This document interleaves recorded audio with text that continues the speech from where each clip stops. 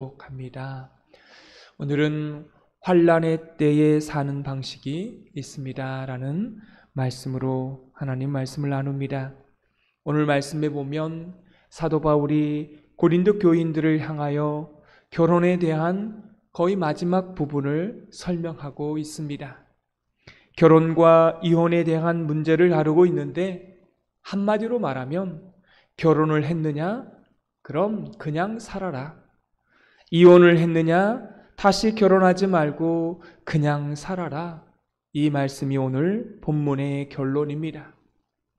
왜 이런 말씀을 사도 바울이 했을까요? 이제 고린도 교회 안에 점점 큰 환난과 시험이 닥쳐오기 때문에 이런 말을 사도 바울이 한 것입니다. 왜냐하면 네로 황제의 핍박이 극심하게 찾아올 것을 사도 바울이 미리 내다봤기 때문에 그렇습니다. 그래서 사도 바울은 임박한 종말론, 임박한 핍박이 있을 때 성도가 사는 방식이 분명히 바뀌어야 된다라는 말씀을 전하고 있습니다. 우리가 임박한 환난, 임박한 종말이 임했을 때는요, 새로운 윤리가 필요합니다. 기존에 사는 방식으로 살아서는 안 된다는 것입니다. 새로운 삶의 방식, 후회하지 않는 하늘의 방식이 있다는 것입니다. 그것을 여러분에게 소개합니다. 여러분 이 말씀을 들을 때 여러분 마음속에 혹시 이런 마음이 있을 수도 있습니다. 목사님, 우리 때에 예수님께서 재림하실 것 같지 않은데 어떻게 이런 말씀이 나에게 적용될 수 있습니까? 또 이 시대는 예수님을 믿는다고 사자굴에 던져지는 것도 아닌데 이 말씀이 우리에게 적용될 수 있는 것입니까? 라고 물을 수 있습니다. 그런데요, 그분이 잘못 알고 있는 게 있습니다. 임박한 종말론은 남의 이야기가 아닙니다.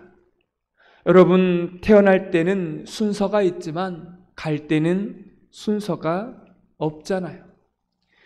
멀쩡하던 사람이 갑자기 심근경색이 와서 돌아가시는 분도 계시고, 우리가 예상하지 못하는 사람들이 하나님께 부름을 받는 그런 모습들을 우리 주변에서 종종 보게 됩니다. 여러분, 중요한 것은 그 사람이 바로 내가 될 수 있다라는 거예요. 예수님이 이 땅에 오시는 것도 종말이지만 사실은 내가 죽는 것도 종말입니다. 저와 여러분이 죽으면 우리의 가족과 이런 모든 것들이 사실 다 쓸모가 없게 됩니다.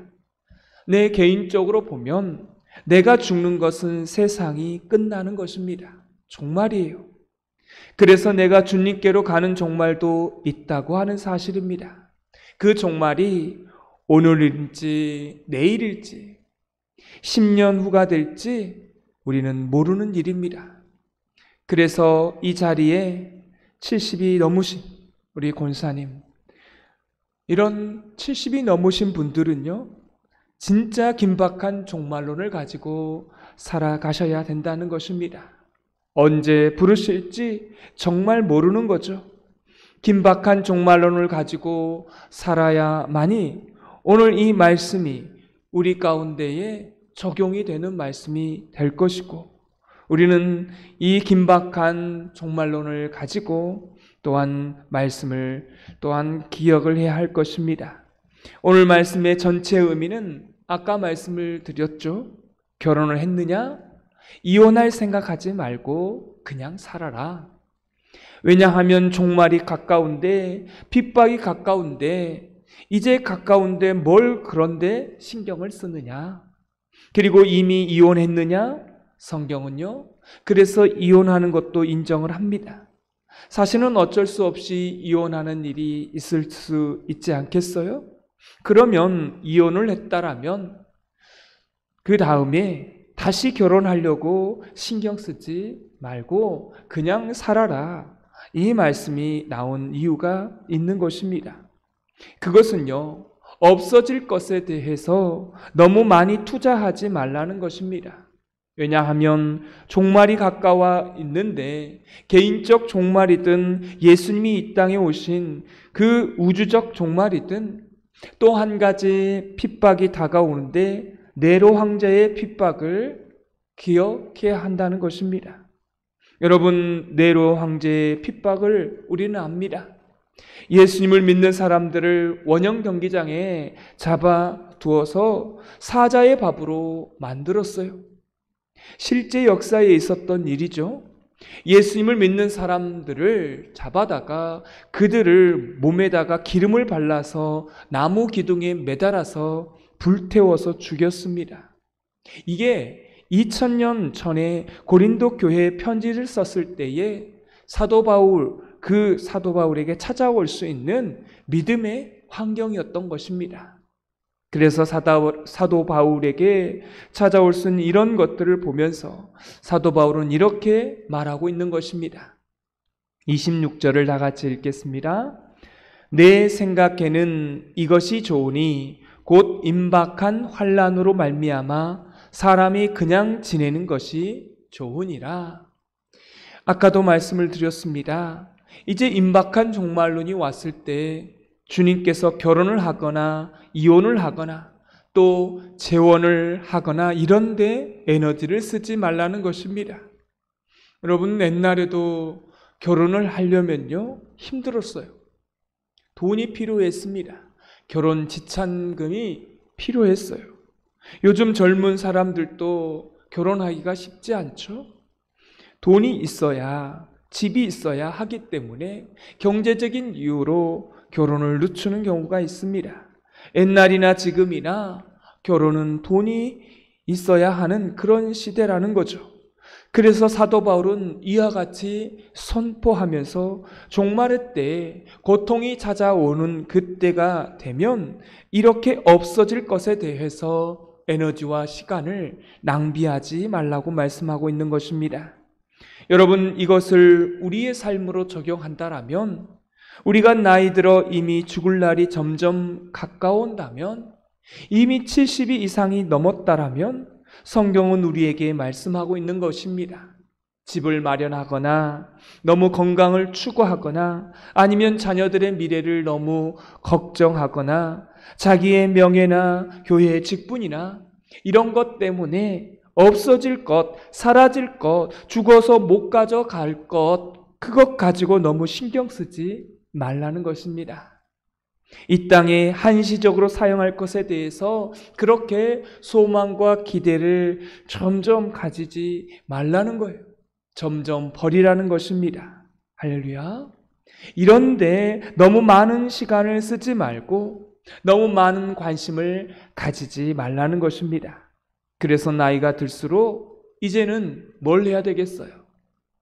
없어질 것에 대해서 그렇게 신경 쓰지 말고 영원한 것, 그것에 대해서 우리가 관심을 가져야 한다는 것입니다. 우리가 죽으면 교우들 가운데에 딱 두 종류가 있죠. 그분이 돌아가셨으면 참 그분 아쉽다. 저분이 가지고 있었던 신앙의 흔적이 참 귀하다. 이런 분들이 있지만요. 또 한 가지는 완전히 잊혀져 가는 사람이 있다라는 것입니다. 그냥 아예 생각조차 하지 않고 저렇게 우리는 살지 말아야지, 이런 분이 계셔요. 여러분, 이건 남의 이야기가 아니에요. 내 이야기라는 겁니다. 그럴 날이 우리에게도 온다라는 것입니다. 내가 죽고 떠난 자리가 여러분 어떻게 기억되고 싶으십니까? 저 권사님, 새벽마다 기도의 자리에 나와서 기도하신 권사님, 그 권사님을 참 닮고 싶다. 저 권사님처럼 저렇게 신앙생활 하신 분이 없었다. 이렇게 기억되고 싶으십니까? 아니면 나는 저렇게 살지 말아야지, 그렇게 기억되고 싶습니까? 내가 죽고 떠난 자리가 여러분 기억을 해야 한다는 것입니다. 만약 이런 걸 기억을 하지 않는다라면, 생각해 보지 않았다라면 여러분은 아마 천년 만년 영원할 거라고 생각하기 때문에 그런 생각을 안 한 것일 겁니다. 근데요, 이런 생각을 해야 우리가 진짜 남은 것이 무엇인가를 알 수 있다는 것입니다. 그래서 우리가 이 마지막 순간이 찾아오게 되면 나에게 남는 것이 무엇일까? 영원한 것이 무엇일까? 또 한 가지 죽을 때 가져갈 수 있는 것이 무엇일까를 깊이 생각해 보셔야 한다는 것입니다. 그래서 오늘 성경은 말하는 것입니다. 결혼 귀하죠? 그러나 종말의 때, 고통의 때, 이 환난과 핍박의 때가 다가오면 이런 것 때문에 에너지를 쓸 여력이 없다라는 것입니다. 그래서 그냥 지내는 것이 좋다. 굳이 이혼했으면 다시 재혼할 필요가 없다. 그런 거 계획하지 말고 그냥 지내라 라고 주님께서 말씀하고 있는 것입니다. 또한 오늘 성경은 기가 막힌 말씀을 하고 있어요. 정반대의 상황을 연습하라는 것입니다. 종말의 때, 고통의 때가 되면 반대로 하라는 거예요. 우리 29절을 다 같이 읽도록 하겠습니다. 형제들아, 내가 이 말을 하노니 그때가 단축하여진 고로 이후부터 안에 있는 자들은 없는 자같이 하며 30절입니다.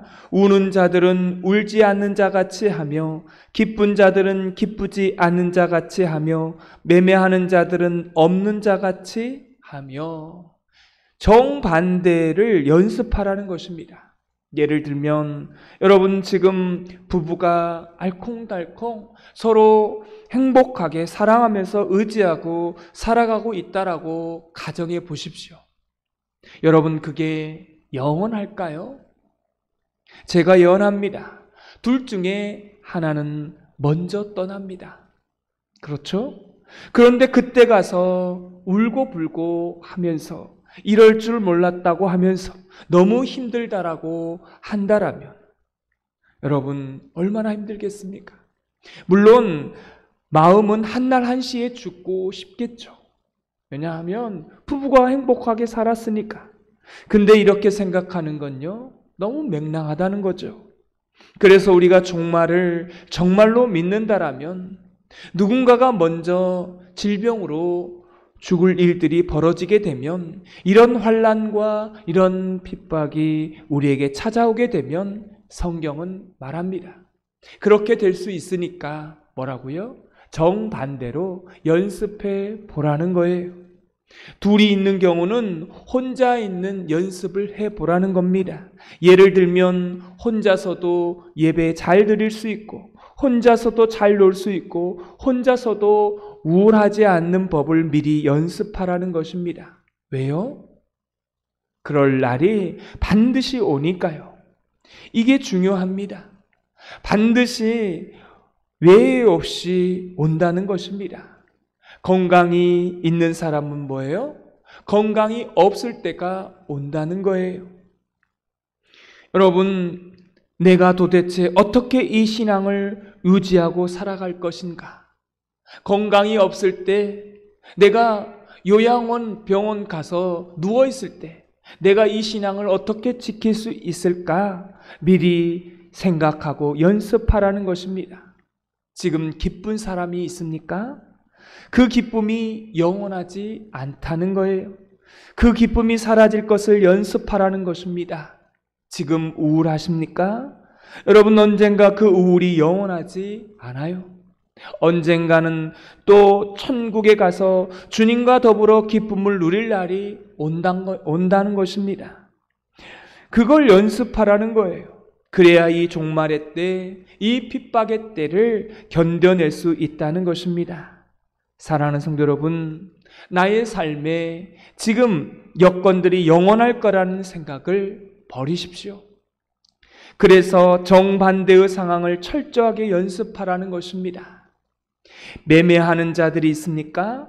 매매하지 못할 날이 온다는 겁니다. 그러면 우리가 내 인생이 어떻게 이런 게 왔나? 그렇게 하면서 저주하고 절망하는 게 아니라 이런 상황이 내가 올 줄 알았다. 미리 연습했더니 진짜 왔구나, 드디어 올 것이 왔구나라고 생각하고 온몸으로 그걸 받아들이고 인정하여야 이 환난의 때, 종말의 때를 견딜 수 있다라는 것입니다. 사랑하는 성도 여러분, 세상에 이런 말을 해주는 데가 어디 있습니까? 안 해주죠. 성경이나 되니까 해주는 것입니다. 오늘 31절은 우리에게 이렇게 말합니다. 그래서 결론이에요. 31절을 다 같이 읽겠습니다. 세상 물건을 쓰는 자들은 다 쓰지 못하는 자 같이 하라. 이 세상의 외형은 지나감이라. 다 지나간다고 말씀하고 있습니다. 나이가 들수록, 환난이 클수록 반대 상황을 철저하게 연습하는 사람은요, 이걸 알지만 이런 환난이 왔을 때 나에게 왜 이런 환난이 왔을까라고 말하는 사람은요, 자기 인생을 모르는 것입니다. 여러분, 이태원 사건 보십시오. 이럴 날을 생각하지 못한 거예요. 미리 연습하지 못한 거예요. 왜 나에게 이런 일이 왔을까라고 말하는 사람은 자기 인생을 모르고 지금까지 살아온 것입니다. 그래서 성경은 이렇게 말합니다. 이제부터는 주의 일을 염려하면서 주 안에서 서 있으라고 말씀하고 있는 것입니다. 여러분, 생각해 보십시오. 결혼해서 부부가 산다는 게 여러분 얼마나 어려운 일입니까? 왜냐하면 남편의 의무가 있고 아내의 의무가 있기 때문에 그렇습니다. 부부가 함께 한 가정에서 살아가려면 상대방에게 써야 되는 의무와 시간과 또 섬김이 있는 것입니다. 근데 오늘 성경은 이렇게 말합니다. 그렇게 살면 모든 것들이 다 갈라져 버린다는 거예요. 그래서 궁극적으로 하나님께 드려야 되는 우리의 헌신과 우리의 열정이, 우리의 시간이 흩어질 수밖에 없다라는 것입니다. 그래서 성경은 말합니다. 종말의 때가 찾아오면, 환난의 때가 찾아오면 잃어버릴 것들에 대해서 너무 아쉬워하지 말라는 것입니다. 아내가 먼저 떠나갔어요? 그러면 내 인생의 절반의 시간을 아내에게 쓴 거예요. 그렇죠? 그러면 이제 그 시간을 내 진짜 신랑 되신 예수님께 써야 한다는 것입니다. 아내가 먼저 떠났어요. 아내를 위해서 절반을 그 인생을 쓴 거 아니겠습니까? 그러면 이제는 신랑 되신 예수님께 써야 한다는 것입니다. 남편이 먼저 떠났어요? 평생 남편을 위해 살았는데 이제 남편이 없으면 남편과 함께 보냈던 시간을 다 교회에 와서 기도하는 시간에, 예배하는 시간에 쓰셔야 된다는 것입니다. 왜요? 이게 마지막 때고 종말의 때고 이 환난의 때가 다가오니까요. 이런 날이 온다는 겁니다. 이런 날이 왔을 때에 사도 바울은 말하는 거예요. 주님을 위해서 그 시간과 그 모든 것을 쓰라는 것입니다. 이 초대교회에 사자굴에 들어가는 것, 이게 사자굴에 들어가는 것이 초대교회에만 있었던 것이 아닌 거예요. 이미 시간이라고 하는 사자의 입을 쫙 벌려서 여러분을 잡아먹으려고 지금 기다리고 있다는 것입니다. 점점 더 그 사자와 가까워지고 있는 거예요. 이것을 잊지 말라는 것입니다. 이 환난의 때, 이 환난의 때를 살아가려면 우리는 기존의 방식을 놓고 이제는 새로운 방식으로 살아가야 한다는 것입니다. 그렇게 우리의 인생을 바꿔야 되는 것이죠. 왜요? 환난의 때, 핍박의 때, 종말의 때는요, 이제 영원한 것만 남아있기 때문에 그렇습니다. 그렇게 될 때, 우리가 이 땅을 떠나게 될 때, 비참하지 않게 주님, 제가 이 땅에서 보내신 소명을 다하고 이젠 하나님 나라 갑니다라고 승리하는 하나님의 백성이 되게 될 줄 믿습니다. 여러분, 결혼했습니까? 그냥 사십시오. 혹시 이혼하셨습니까? 그냥 다시 사십시오. 그리고 그 많은 시간 남는 것 다 주님을 위해 값진 일에 사용하시는 성도님들이 되시기를 주님의 이름으로 축원합니다.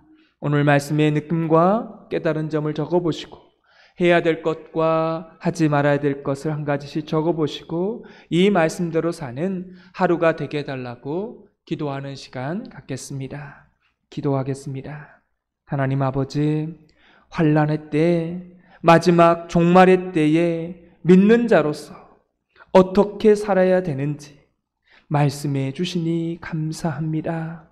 우리가 죽는 날, 환난의 날, 종말이 있다라고 말씀합니다. 미리 그래서 연습할 수 있도록 말씀하여 주셨습니다. 점점 그 종말의 때가 가까워짐을 알고 주님을 위해 살아갈 수 있는 저희들 되게 하여 주옵소서.